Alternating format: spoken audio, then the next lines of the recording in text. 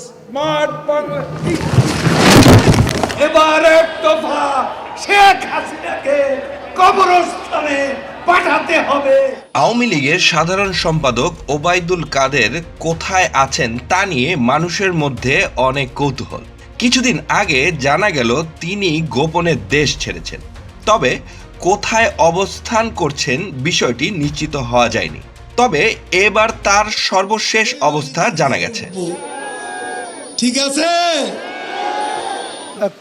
সম্প্রতি শীর্ষ এক গণমাধ্যমে প্রকাশিত প্রতিবেদনে জানা গেছে ওবায়দুল কাদের ভারতের পশ্চিমবঙ্গের কলকাতায় অবস্থান করছেন। সেখানে তিনি ক্যাসিনো সম্রাট হিসেবে পরিচিত যুবলীগ নেতা ইসমাইল হোসেন সম্রাটের ফ্ল্যাটে আছেন। খুব শীঘ্রই ভারত ছেড়ে সিঙ্গাপুর হয়ে কানাডা পাড়ি জমাতে পারেন আওয়ামী লীগের এই নেতা। 28 থেকে 4 তারিখ। এছাড়াও ক্যাসিনো সম্রাটের ফ্ল্যাটে বেশ কজন পুলিশের সাবেক উচ্চপদস্থ কর্মকর্তা রয়েছেন বলে জানা যায়।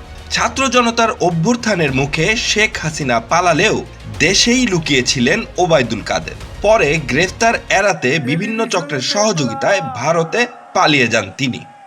খালি দৌড়াচ্ছে।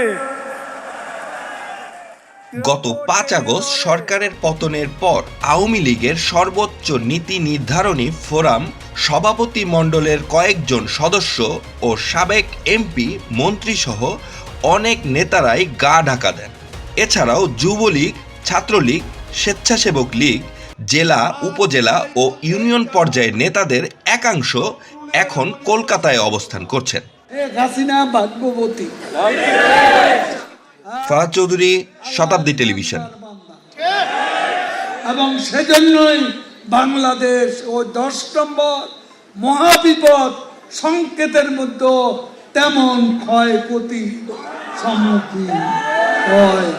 আওয়ামী লীগ কচু পাতার উপর ভোরের শিশির বিন্দু নয়, টোকা লাগলেই পড়ে যাবে। একথা যদি মনে করেন ভুল করছি। দিবা স্বপ্ন